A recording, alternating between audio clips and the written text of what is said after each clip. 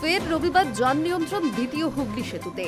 সাঁতরাগাছি বাস টার্মিনাসের কাছে still portal বিম বসানো এবং দ্বিতীয় হুগলি সেতুর কেবল ও বেয়ারিং বদলের জেরেই এই সিদ্ধান্ত।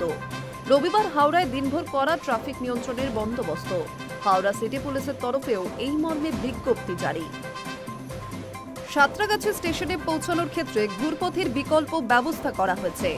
নেবরার দিক থেকে আসা গাড়িগুলির বিকল্প জগাছা মহিয়ারি রোড, কাজীপাড়া থেকে আসা গাড়িগুলির বিকল্প সাঁতরাগাছি স্টেশন, কোলাঘাট বা ডানকুনি থেকে আসা কলকাতাগামী গাড়িগুলিকে রবিবার কোনা এক্সপ্রেসওয়ে বা বিদ্যাসাগর সেতু ধরে যাওয়ার ব্যবস্থা করা হয়েছে।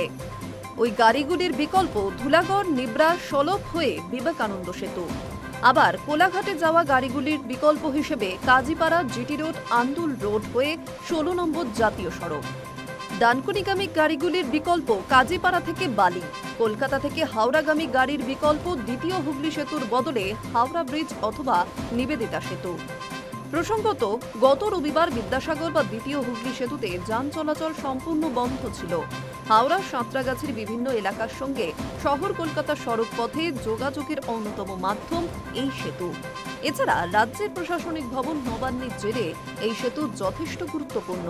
নিত্যদিন প্রায় ছোট বড় সব মিলিয়ে কয়েক হাজার গাড়ি যাতায়াত করে। বয়সের নিরিখে বিদ্যাসাগর সেতু 33 বছরে পা রেখেছে। 823 মিটার দীর্ঘ এই সেতুটি ভারতের দীর্ঘতম কেবল সেতু।